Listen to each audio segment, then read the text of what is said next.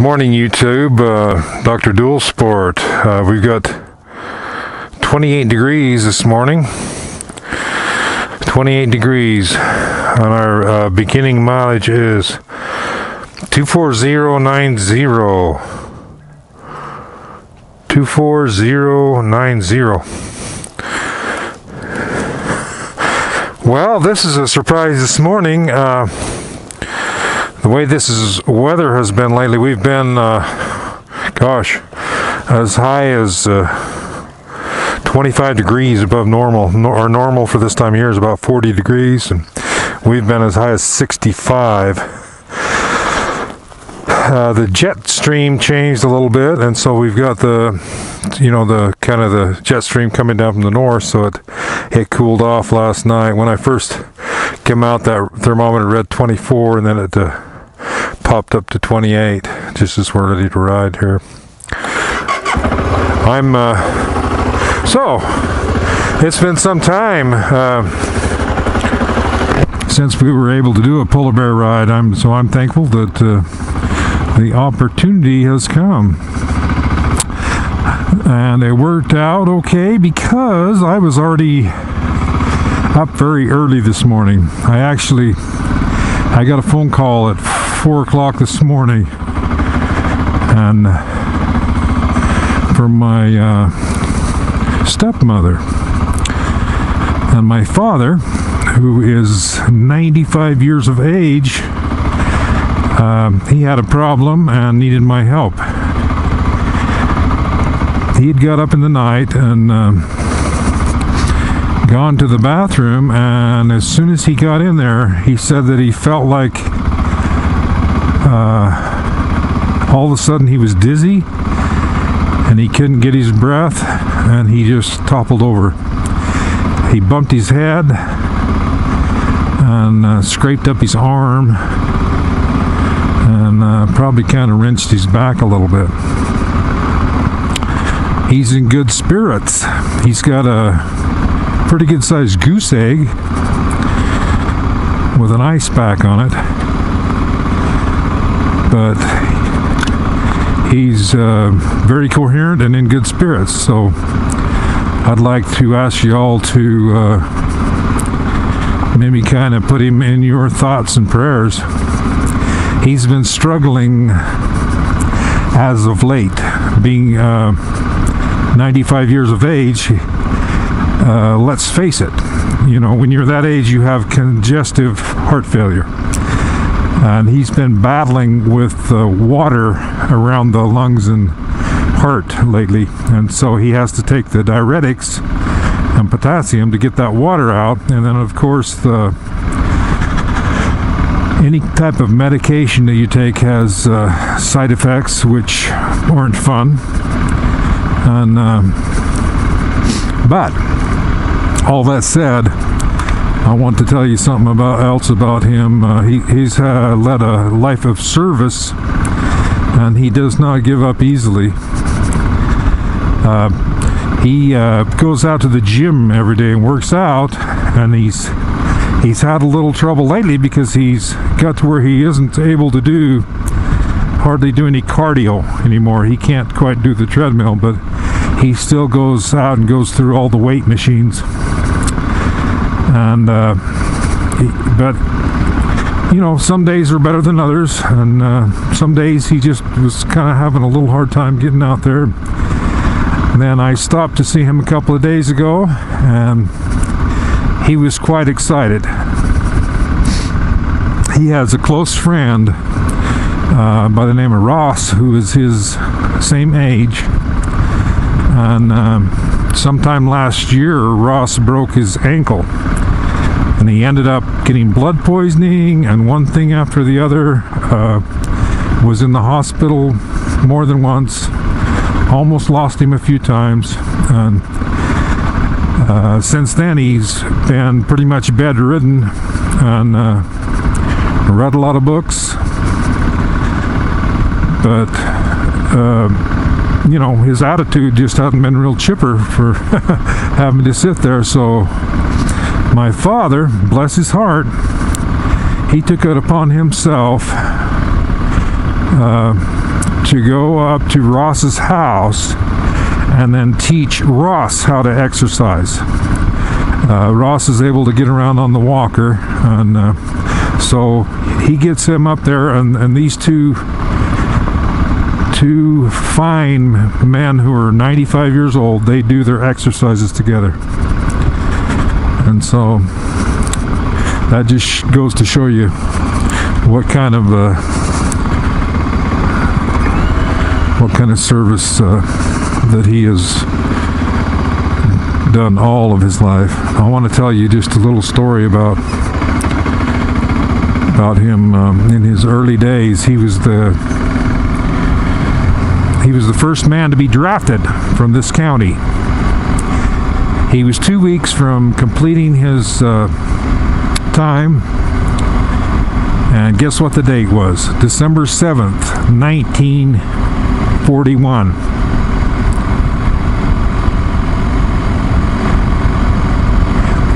On that date, the Imperial Japanese Navy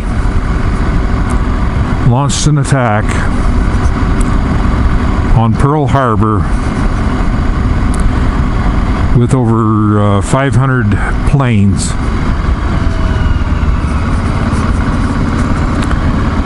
Crippling and destroying all of our ships that were in harbor. On the next day, December 8th, the United States of America declared war on Japan, and they entered World War II simultaneously in both the Pacific and the European theaters. Needless to say, my father did not get released from the Army. Spent most of the next year training, and then they put their equipment, he was out of Fort Lewis, Washington, they put their equipment on the train, and they traveled all the way to New York, where they shipped out. They were loaded into a converted cattle ship. And he was on the B7 deck. That means that you were 7 decks down. They loaded you in there and they shut the hatch, and you didn't come out until you reached your destination. It took them 3 weeks to get to North Africa, Tunisia.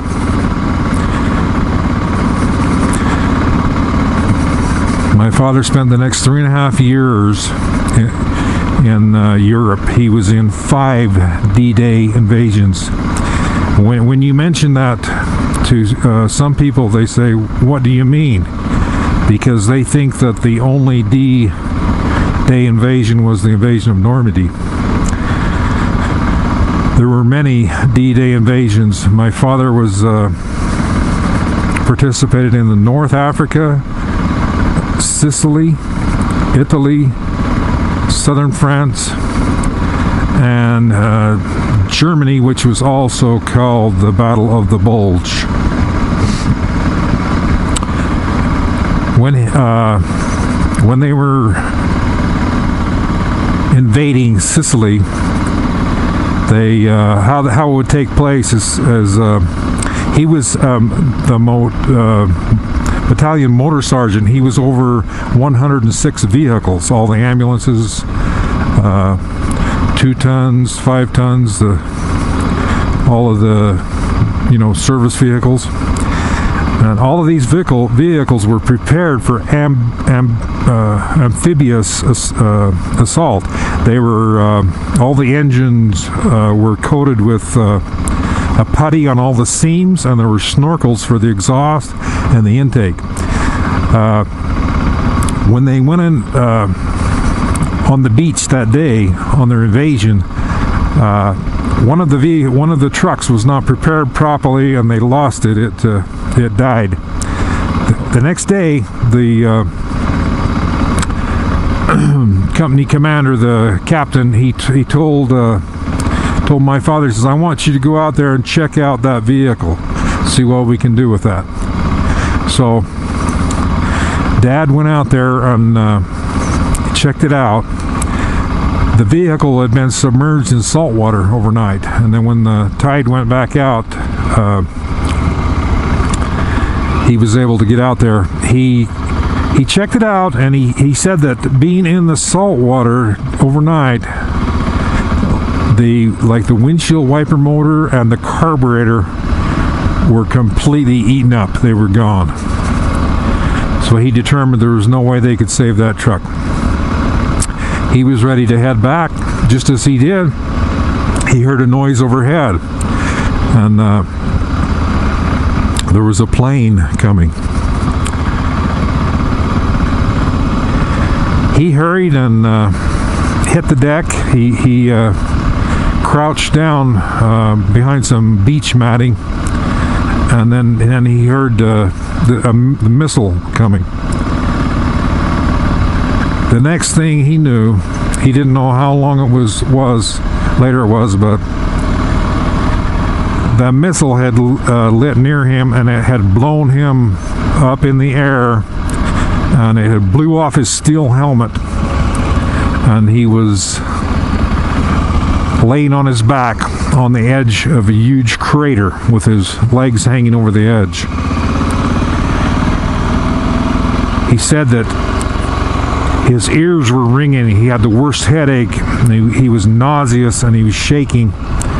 And but it wasn't his turn to die that day. He said that he actually attributes this incident with saving his life later on.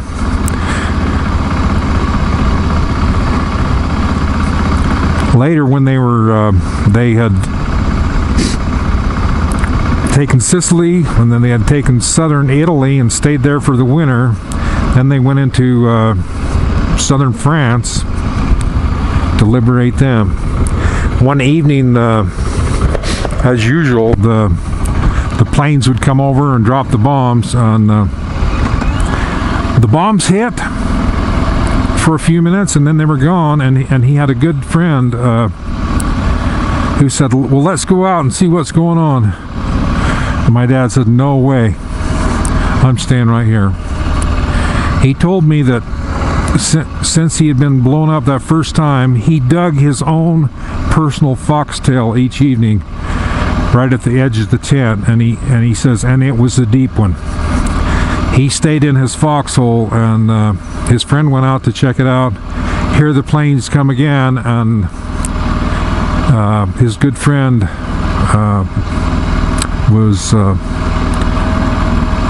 he lost his good friend that evening.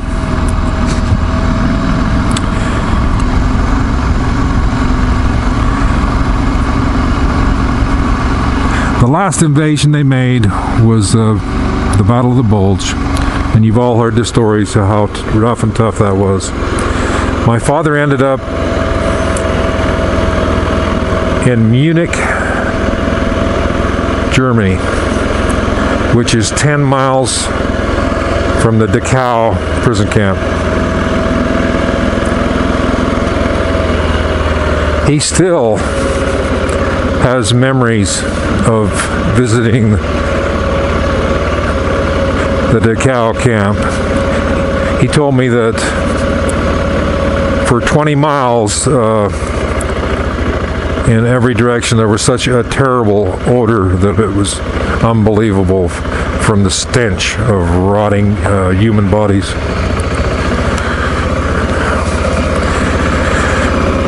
He was released from the service. From there, he was awarded with the Bronze Star for duty above and beyond.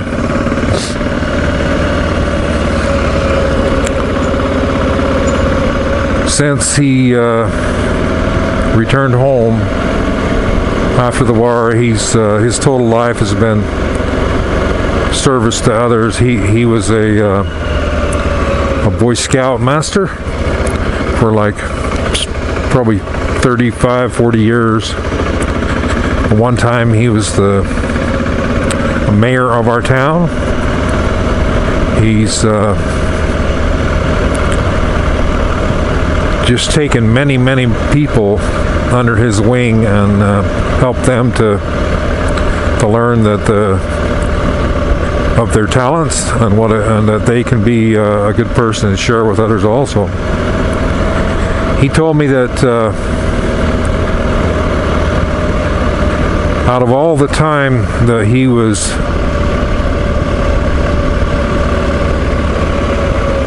overseas, and all the people that he met, he says probably the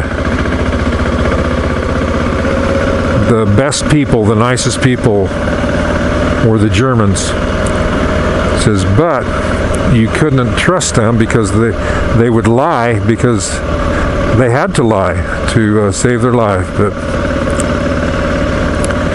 anyway, this last fall, end of September, I was able to take my father, just 2 days after his 95th birthday, I was able to take him on a horse ride, and I made a video of it.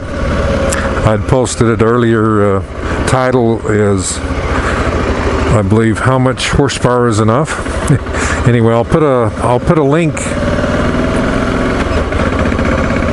in the description of the video if you'd like to go see him in person in that video. Anyway, thanks to everybody who's involved in any way in the PBC. Special thanks to NT8 for steering me in some good direction on helmet choice, and also tires for the 650 GS.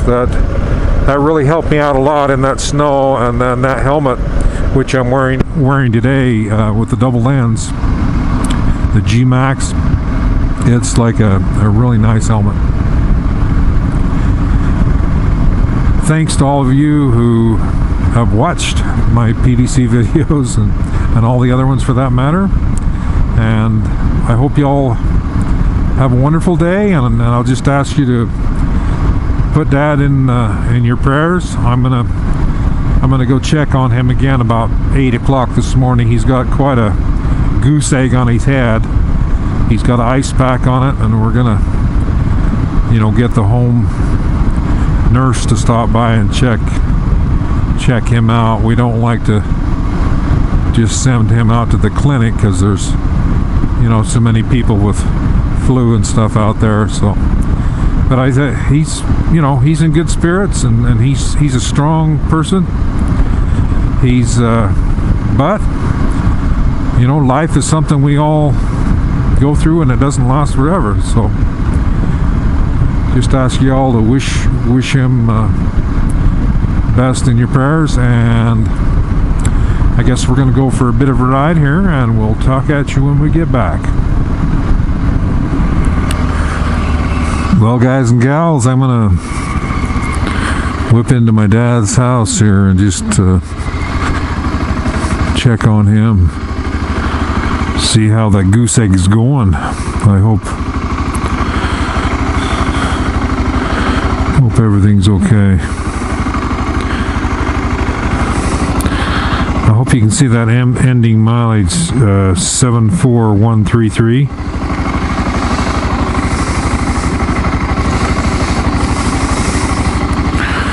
Or excuse me, I mean 24133. 24133. Dr. Dual Sport out.